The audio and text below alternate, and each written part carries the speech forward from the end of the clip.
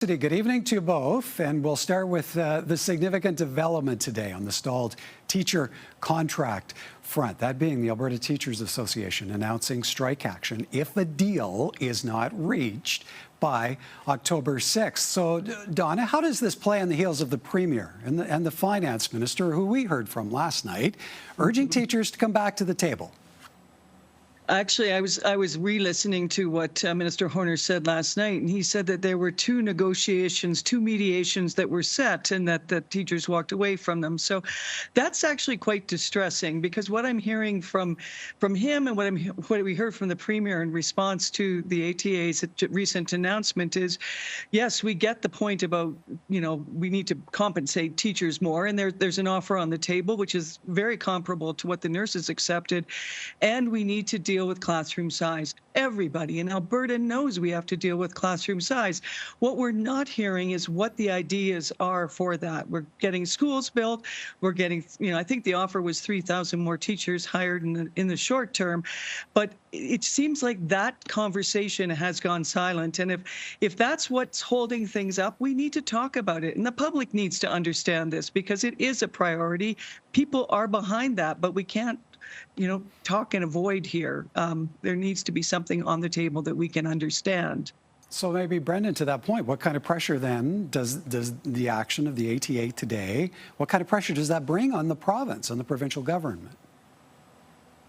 Well, I think both sides are being pretty careful, because they know that this isn't a strike that's likely to fly under the public radar, right? There's parents who are going to have to figure out what to do with their kids.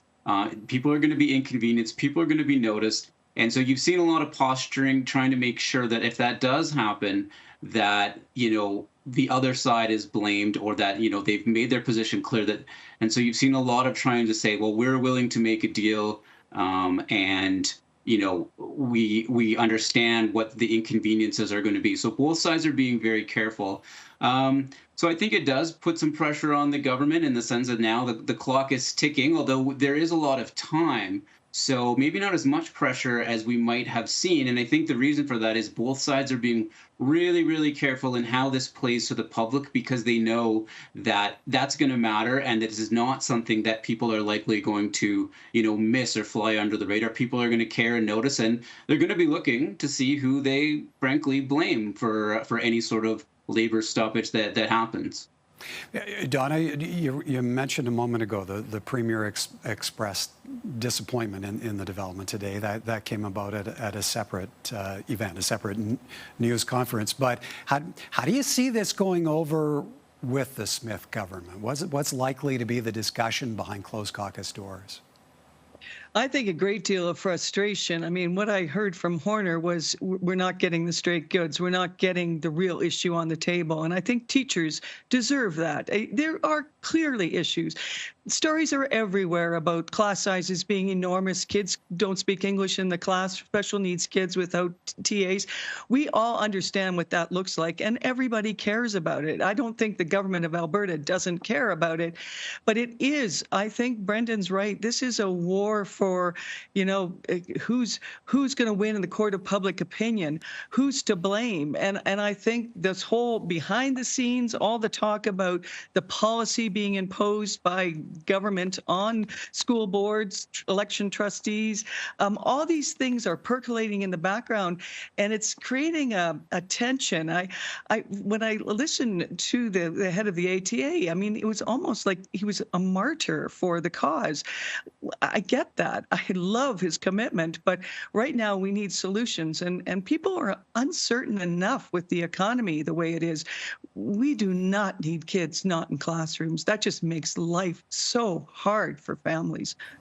Brendan, on Donna's point there about the way the economy is right now, how likely is this development then to motivate the government to move off of its bargaining position?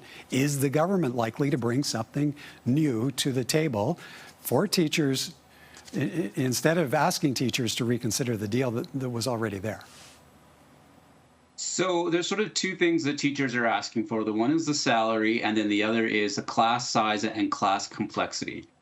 On the salary, I could see the government holding a little bit to its line, because you have other, as Donna mentioned, you have other public sector unions having accepted something similar, like the 12% over 4 years has been fairly standard.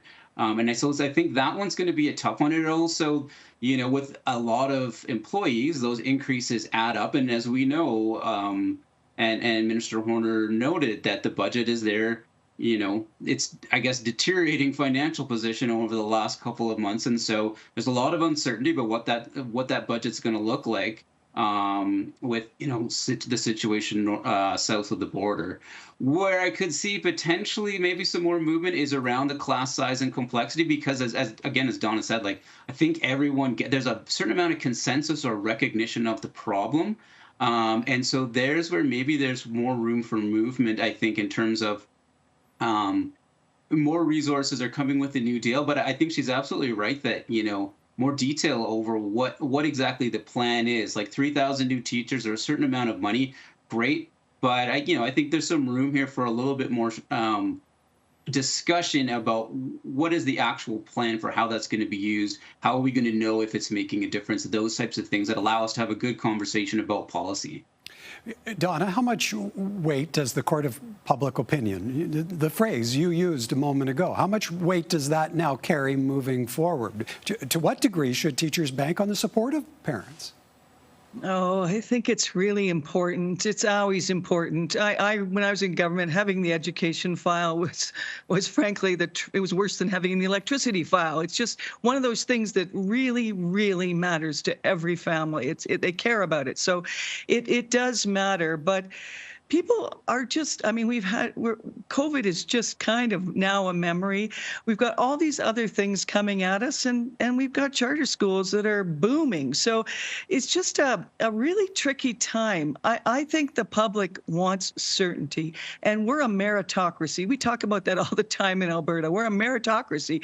That means education matters more than anywhere else. We've got to walk that talk. So I think people care about this. They just want it to be practically managed and not slip into really hardened positions, which it feels like there is a risk of right now. Okay, so maybe as a closing thought then, Brendan, and given what we just heard from Donna, what do you see happening between now and October 6th? How likely is it that a strike can be avoided? Well, I mean, it's hard to say, and I don't, the minute I make a prediction, probably the opposite will happen. But I do think there is always that last ditch point when things get close where people, look themselves in the mirror and say, do we really want to do this? And as we both kind of said here, this isn't one that's going to sort of fly under the radar and not get the public attention. There's going to be some political capital that needs to be spent, whether it's the union or whether it's the government here. And so I do think, that there will be at least one last ditch effort to try to get something done, avoid the strike, avoid, putting this on parents and the public's radar in a way that makes it an issue that's on the agenda, sort of the public agenda. So, I don't think all is lost yet. I do think, that extra amount of time maybe gives a week or so as a cooling off period, which can often be helpful. So I think that extra timeline of October 6th as the date maybe helps as well, with maybe letting cooler heads prevail for a bit. The federal Liberal caucus gathered for day one of its retreat in Edmonton today. And here's some of what the Prime Minister had to say going into the day of discussions. Our government will spend less so that Canadians can invest more. In the election, we made a clear commitment to Canadians to bring a new fiscal discipline to the federal budget. These are tough times. We have to make tough choices for a better future. The Prime Minister confirmed the first wave of major project announcements will be made Thursday, saying change is necessary to tackle the current crisis facing Canada. Parliament passed Bill C-5 in June. It was dubbed the Building Canada Act, aimed at giving government sweeping new powers to approve major projects of national interest. Okay, so Brendan, let's start on what we just heard in the clip there from the PM. What's to be made of this message of austerity, spending less to invest more? Yeah, so I think, it's unclear a little bit about who will be doing the investing, in the sense that, he mentioned Canadians, but is it Canadians as individuals, as families and households, or is it the government on behalf of Canadians? I think that's maybe a little unclear. And because of course, even Justin Trudeau used the term investment in the economy, investments in people when he talked about spending. So I'm not sure. I think there's a little bit of parsing of the language here. The other thing is that, of course, if you want to be an ambitious government and do things and invest, you still need people. You still need people to run those programs, deliver those programs, those types of things. So I'm interested in how that language sort of what that manifests as and what that actually means, because there's a little bit of, I think, unclarity in terms of what that message actually means. Okay, Donna, we'll get to the element of anticipation for the announcement of major national projects in just a moment. But first, on this austerity message, what kind of anticipation does that build for the budget due now in October, the federal fiscal forecast? I think it's a tricky word. I agree with Brendan. And the word investment is tricky too, because is it a third party investment or is it government investment? And you need bureaucrats to run these programs. I look at TMX. TMX is an incredibly expensive pipeline twinning that went way over budget, and it involved federal bureaucrats in managing it. I looked recently at the Build Canada Homes agency that is being promised. How is that going to be done? Where's that money going to come from? Who's going to actually make the decisions about what land is made available to build homes on? Well, bureaucrats will make those decisions. And, federal government is talking about building homes. They're not talking about third parties building homes. So I am confused. I'm looking at it closely too. And frankly, the word austerity is not ringing true for me. Brendan, the first wave of major project announcements apparently coming from the government tomorrow. How big of a TSN turning point do you expect that to be in the context of this retreat? Well, I think it is going to be big because there's a lot. There's obviously, sort of the nuts and bolts of individual projects and what they do. But there's always a political flavor to this in Canada and a regional flavor. Major projects and procurement often have regional considerations. And so, the Premier Smith is meeting with Mark Carney, and she's got a list of demands, and she's been very clear that she wants to see some sort of pipeline. I think there will be something for sort of the western part of the country, but whether that's more in the northern part of the country or whether it's in BC or whether exactly what that is will be really interesting to see, because it will be a turning point if, I think there's going to be some fireworks if the Smith government in Alberta doesn't sort of see some of the things that it's been talking about, see some movement on those. So, it's here in Edmonton, again, trying to signal that there is, a national component to this government and that they're governing across the country. But for some people, that might not ring true if they don't see some of the things that they're hoping to see and that even Carney has indicated they might see. Well, and Donna, Radio-Canada making waves today, reporting there is no oil pipeline on the list coming out Thursday. Surprised that might be the case, given the PM brought his caucus here to Alberta ahead of the resumption of Parliament. Yes, I think that was something everybody was looking for, and I kind of hope that report's not accurate, but usually Radio-Canada is accurate. So it's going to be tough. I think there are people with separatist leanings, which I do not want to fan. That's not my point here, but they're looking for that, either an oil pipeline to the west or one to the south. We've heard, talk of the oil sands as being the ATM for Canada. Well, the oil sands have had all the investment, they're ready to go. They're ready to pump more oil. They don't need more investment. They actually can do something right now. And yet, if we don't have another pipeline, they can't. So it's very troubling. A port in, Manitoba, Hudson's Bay matters to Western Canada, but it also feels like it's a consensus decision. It's not really it's longer term. So yes, I think an oil pipeline really did matter and still does. Brendan, does it necessarily mean there won't be a pipeline or pipelines on this government list at some point in the future? Maybe the government needs to get past some regulatory hurdles first.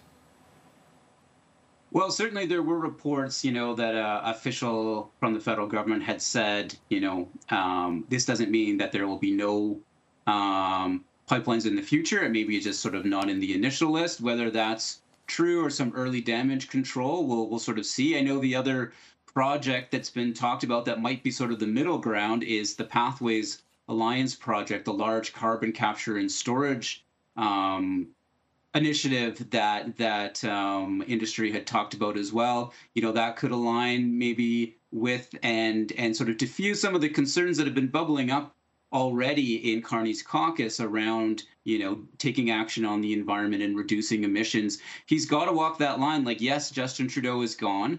And it's a new cabinet, but you know the voices in the Liberal Party and in the Liberal caucus that want to see strong action on climate change and on the environment, they haven't gone away, and they're not necessarily going to be quiet. So I do wonder about the Pathways Alliance as a project that might provide sort of a middle ground, something in the West, but also sort of focused on reducing emissions. All right, some interesting times ahead. Folks, we have to leave it there for time. Great to see you both. Thank you kindly. Thank you, Michael.